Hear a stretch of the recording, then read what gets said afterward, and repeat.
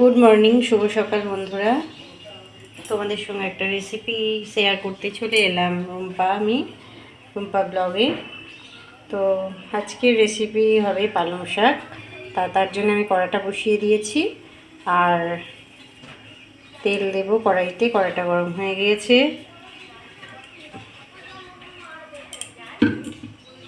তো তেলটা একটু বেশি হয়ে গেছে, আমি একটু তেলটা কমিয়ে নিই।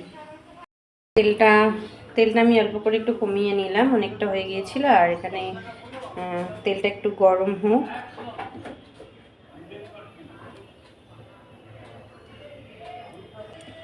তেলটা গরম হওয়ার পরে আমি এর মধ্যে দিয়ে দেব শুকনো লঙ্কা ফোড়নে, আর দেব অল্প একটু পাঁচ ফোড়ন। ব্যাস, আর কিছু দেব না এখন।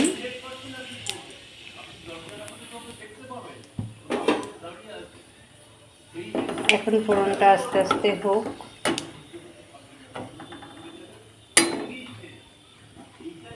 ফোড়নটা এখানে হয়ে এসছে। আর এখানে আমি কিছু সবজি নিয়ে নিচ্ছি, দেখতেই পাচ্ছ। এখানে আছে আলু, শিম, মূলো, বেগুন সমস্ত দিয়ে দিয়েছি।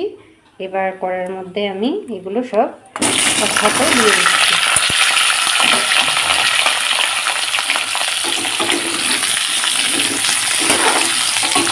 কড়াইয়ের মধ্যে আমি এগুলো বেশ খানিকক্ষণ নাড়াচাড়া করে নিচ্ছি। আগে সবজিগুলো ভালো করে ভেজে নেবো, এখন নুন দিচ্ছি না, কিছুক্ষণ পরে নুন দেবো। সবজিগুলো একটু নাড়াচাড়া করে নিই। সবজিগুলো মাঝে মাঝে আমি একটু নেড়ে দেবো, লাল লাল হয়ে যতক্ষণ না ভাজা হচ্ছে। সবজিগুলো একটু ভালো করে নেড়ে নিতে হবে।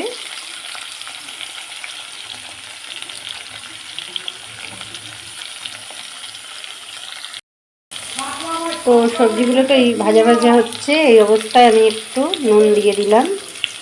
তোমরা বুঝে শুনে নুনটা দেবে, পালং শাকে একটু নুনটা কম দেয় ভালো।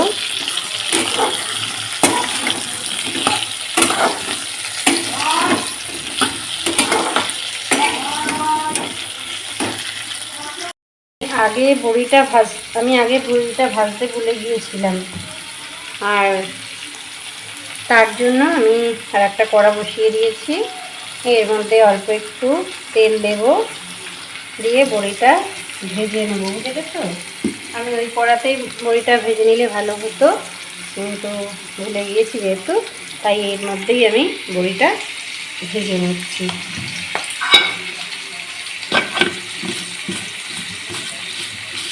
তেলটা মোটামুটি গরম হয়ে গেছে। আমি এর মধ্যে এক এক করে বড়িগুলো দিয়ে দেবো। পুরো বড়িটাই দিয়ে দিলাম। আর এরকম অবস্থায় আমি না গ্যাসের ফ্লেমটা একটু আস্তে করে দেব। তো বড়িটা দিকে ভাজা ভাজা হোক, ভালো করে ভাজা হোক। আর এদিকে আমার সবজিটাই যে অনেকটাই ভাজা হয়ে এসছে, দেখতেই পাচ্ছ। এর মধ্যে কিছুই আমি আর দেবো না, একটু হলুদ জাস্ট দেবো, আর কিছু দেবো না। তো এই অবস্থায় ভাজা ভাজা হয়ে গেছে সবজিগুলো, আমি দিয়ে দেবো একটু হলুদ গুঁড়ো। ব্যাস, আর কিছু দিচ্ছি না। আর এবার একটু নেড়ে নেব।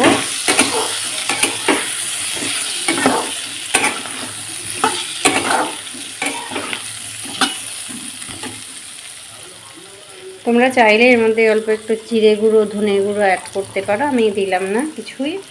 আমি সিম্পলভাবে যেহেতু করছি। এই যে আমি এরপরে দেখো এর মধ্যে পালং শাকটা কেটে রেখে দিয়েছি, পরিষ্কার করে ধুয়ে ওর মধ্যে এবার দিয়ে দেবো একটু একটু করে। এই যে অল্প অল্প করে পালং শাকগুলো দিয়ে দিচ্ছি।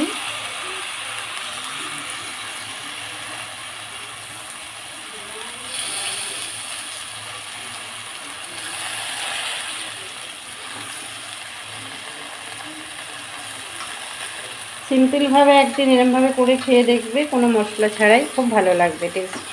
আর শীতের পালং শাক তো কোনো বিশেষ মশলা না দিলেও হবে।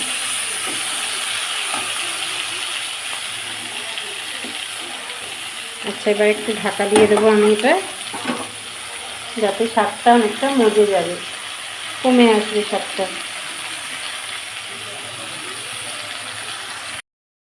এই যে শাকটা আমি চাপা দিয়ে দিলাম, আর গ্যাসের ফ্লেমটা একদম কমিয়ে দিয়েছি হোক। আর এদিকে তো দেখতেই পাচ্ছ আমার বড়িগুলো হয়ে গেছে। আমি বড়িগুলো তুলে তুলে না ওর মধ্যে এখনই দিয়ে দেব। যেহেতু আমি পালং শাকে কোনো রকম জল অ্যাড করছি না, তার জন্য আমি বড়িগুলো এখন থেকেই দিয়ে দিয়ে আর একটু নাড়াচাড়া করে নিচ্ছি। এই যে